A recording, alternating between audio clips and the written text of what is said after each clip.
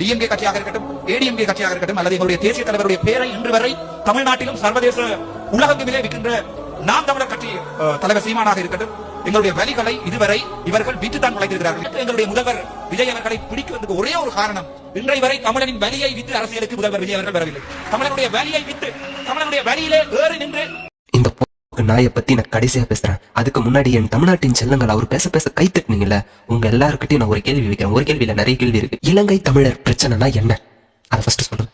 இல்லனா நானே ஒரு ரீகால் பண்றேன். இலங்கை என்பது தமிழர்கள் வாழும் நிலப்பகுதி. அது முழுக்க என் தமிழ் இனத்திற்கான நிலம். அங்கு மற்ற நாட்டிலிருந்து வந்த சிங்களக்காரர்கள் என் நாட்டில் வாணிபம் செய்து பிழைப்பதற்காக வந்தவர்கள் என் நாட்டை காலப்போக்கில் அபகரித்துக் கொண்டார்கள். அதிகாரம் வந்துவிட்டது. இதனிடையிலே தமிழர்களும் சிங்களங்களும் என்று இலங்கையில வாழத் தொடங்கினார்கள். இதன் விளைவாக சிங்களத்திற்கே அதிகமான உரிமைகளும் அவர்களுக்கான தனி சட்டங்களும் போன்ற பல்வேறு வகையான தமிழ் இன மக்களுக்கு எதிராக இருந்தது. ஒரு அரசு வேலையில் கூட தமிழர்களுக்கான முன்னுரிமை என்பது கிடையாது. ஒரு சர்வதிகாரமான ஆட்சி இலங்கையில் நடைபெற்றுக் கொண்டிருந்தது.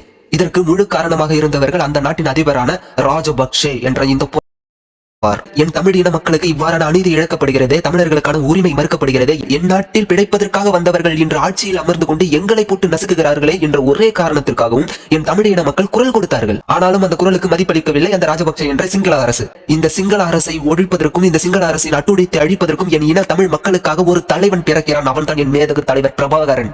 70 காலகட்டங்களிலிருந்து 2009 காலகட்டம் வரை 30 ஆண்டுகளாக தமிழ் தேசியம் என்ற இயக்கத்தை உருவாக்கி தமிழ் இன மக்களுக்கான ஒரு தலைவன் உருவாகிறான். அவன் தமிழன். அவன் தான் என் தலைவன் பிரபாகரன். காலம் காலமாக அட்டூழியமும் அநியாயமும் செய்து கொண்டு வந்திருந்த இந்த சிங்கள அரசை வீழ்த்துவதற்கு தனி ஒரு ஆர்மியாக என் தலைவன் பிரபாகரன் ஆரம்பித்து பல போர்களில் சிங்கள அரசை வீழ்த்தி கொண்டிருந்தார். இதன் விளைவாக இந்தியாவில் இருந்து உதவிகரம் நீட்டுவேன் என காங்கிரஸ் கட்சி அன்றைய காலகட்டத்தில் இந்திய பிரதமராக இருந்த ராஜீவ்காந்தி அவர்கள் பிரபாகரனுக்கு ஆதரவாகவும் என் தமிழின மக்களுக்கு ஆதரவாகவும் இருப்பேன் என்று முதுகை தட்டிவிட்டு போகவிட்டு முதுகில் குத்தியவன். 2009 காலகட்டம் மே 18 அன்று என் இன மக்கள் முள்ளிவாய்க்கால் என்ற பகுதியில் வரவழைத்து உங்களுக்கு வெள்ளை கொடி காட்டுகிறோம், நம் அனைவரும் சமாதானமாக சென்று கொள்ளலாம் என்று ஒரு பச்சை பொய்யை சொல்லி என் அப்பாவி இன மக்கள் 2 லட்சம் தமிழர்களை வரவழைத்து கொத்து குண்டுகளை வீசி கொத்து கொத்தாக என் இன தமிழ் மக்களை அடித்தார்கள். என் அக்கா தங்கை அம்மா என்று உறவு பாடுபாடு இல்லாமல் கூட கற்பழித்தார்கள். பிறப்புறுப்பிலே துப்பாக்கியை வைத்து சுட்டு அடித்தார்கள். இதெல்லாம் உங்களுக்கு வரலாறு தெரியுமா?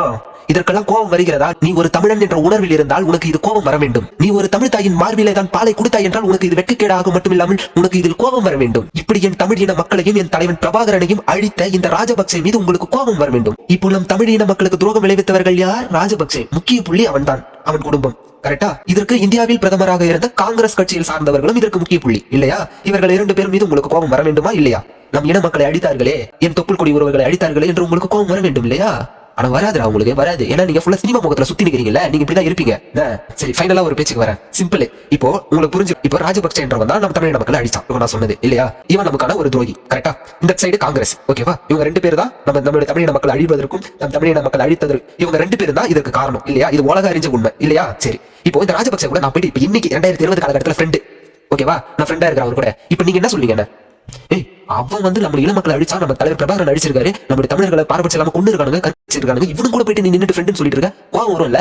கோவம் வரும்ல? அப்படியே உங்களுக்கு வரல, இவனுக்கு கை தட்டு சுத்தி நிக்கிறீங்க.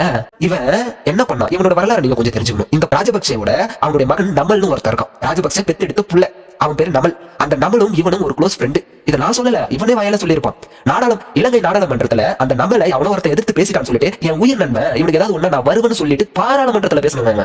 புரிஞ்சுக்கணும். எங்க இலங்கையில இவன் ஒரு எம்பி. நம்மளுடைய இனத்தின் எதிரியா இருக்கக்கூடிய ராஜபக்சே ஃபேமிலி கூட இவன் நெருங்கிய உறவுல இருக்கிறான். இது உங்களுக்கு தெரியுமா? தெரியலன்னா தயவு செஞ்சு போயிட்டு கொஞ்சம் கூகுள் யூடியூப் சர்ச் பண்ணி அவனுடைய பழைய வீடியோ எல்லாம் பாருங்க. இப்ப இந்த என்ன சொல்லிச்சு, இலங்கை தமிழர்களுடைய உணர்வுகளை வச்சு அரசியல் பண்ணி பொழைச்சிட்டு இருக்காரு நாம் தமிழர் கட்சி சீமானவர்கள் அப்படின்றான். தளபதி விஜய் அவர்கள் இன்றைய சிஎம்மா இருக்காருல்ல, இதே காங்கிரஸ் கட்சி கூட தான் சார் இப்ப கூட்டணியா இருக்காரு. அப்ப திருட்டு களவாணிங்க கூட கூட்டணியா வச்சிருக்கிற விஜய் நீங்க கேள்வி கேட்க மாட்டீங்களா? சொல்லுங்க. என் தமிழின மக்கள் அழிக்க ஒரு முக்கிய புள்ளியா இருந்த காங்கிரஸ் கூட ஏன் அண்ணா போயிட்டு அவர் கூட கூட்டணி வச்சுக்கிறீங்கன்னு கேள்வி கேட்க முடியுதா உங்களால? எல்லாத்துக்கும் முட்டு கொடுக்க கூடாது. கொஞ்சமாவது சுய புத்தியும் சுய அறிவும் தன்மானமும் வேணும்.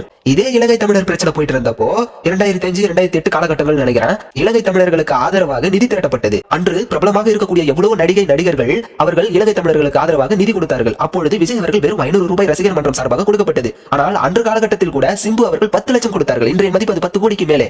இதே இலங்கை தமிழர்களுக்கு ஆதரவாக எதிர்ப்பு தெரிவிக்கும் விதத்தில் எல்லா நடிகர்களும் கையெழுத்து போட்டார்கள். ஆனால் உங்கள் விஜய் அவர்கள் அன்று கையெழுத்து போடவில்லை. ஏன்? வரலாறு சொல்றேன், கேட்டுக்கோங்க. உங்க தலைவர் விஜய் அவர்கள் தமிழக வெற்றி கழகம் என்று கட்சி ஆரம்பிக்கப்பட்ட அந்த நாள் ட்விட்டரில் இதே இந்த ராஜபக்சேவோட மகன் நமல் என்பவன் வாழ்த்துக்கள் தெரிவித்திருந்தான். நல்லா புரிஞ்சுக்கணும். விஜய்க்கு வாழ்த்துக்கள் தெரிவிக்கிறார் யாரு? நம்ம இனத்தின் எதிரியான அவனுடைய மகன் விஜய் கட்சி ஆரம்பித்து விட்டார் தமிழக வெற்றி கழகம் என்று தெரிந்தவுடன் ட்விட்டரில் அவர் வாழ்த்துக்கள் தெரிவிக்கிறார். பேசிட்டு இருக்குல்ல, இதுவும் நம்மளும் ஒரு க்ளோஸ் ஃப்ரெண்ட். முன்ன சொன்ன மாதிரியே என் நண்பனுக்கு ஒரு பிரச்சனை நானே வருவேன். ராஜபக்ஷ எல்லாம் வந்து என் தாய் அம்மா உறவு முறையில வேற பேசியிருப்பாங்க. அவங்க ராஜபக்ஷ எல்லாம் இவங்களுக்கு தாய் அம்மா மாதிரி இவருக்கு எங்களுடைய இலங்கை தமிழர்களுடைய வலியையும் வேதனையும் வச்சுட்டு இங்க அரசியல் பண்ணிட்டு இருக்காங்க. இதே இலங்கையில நடந்த அன்னைக்கு, இதே மே 18 அன்று வீழ்த்தப்பட்ட அன்னைக்கே நீங்க எங்க எங்களை வீழ்த்தினீர்களோ அங்கேயே நாங்கள் ஒன்றாய் எழுவோம், நாங்கள் தமிழர்கள் என்று சொல்லி கட்சி ஆரம்பிக்கப்பட்ட நாள் தான் நான் தமிழர் கட்சி மே 18. எங்க நீங்க எங்களை வீழ்த்தினீங்களோ அங்கேயே நாங்க எழுந்து நின்று இருக்கோம். இதுதான்டா அரசியல், இதுதான்டா அரசியல் பண்ணுவோம் நாங்க. இலவச வேட்டி கொடுக்கறதோ இலவச சிலிண்டர் கொடுக்கறதோ 1000 ரூபாய் கொடுக்கறது தான் உங்களுக்கு அரசியலா? என் இன மக்கள் அழிக்கப்பட்டு இருக்கிறார்கள். என் இன மக்களுக்காக நாங்கள் அன்றே எழுந்து என் இன மக்களுக்காக நாங்கள் வாழ்வோம், எங்கள் உரிமையை கேட்போம், எங்கள் தமிழ் தேசியத்தை மீட்போம் என்று நாங்கள் ஒன்று கூடி எங்களுக்கான அரசியலை நோக்கி பாதையில் சென்று கொண்டு இருக்கிறோம். இந்த மாதிரி இனங்கள் அழிக்கப்பட்டதனால் தான் புரட்சிகள் வெடிக்கப்பட்டு பல தலைவர்கள் வரலாற்றில் இன்னைக்கு இடம்பெற்று இருக்காங்க. இந்த அர்ச்சுனன் இருக்கானே, ஒரு மனநல பாதிக்கப்பட்ட சைக்கோ. தயவு செஞ்சு இவனை அவனா கூட்டு போயிட்டு ஹாஸ்பிட்டல் சேருங்க, பைத்தியக்கார ஹாஸ்பிட்டல்ல.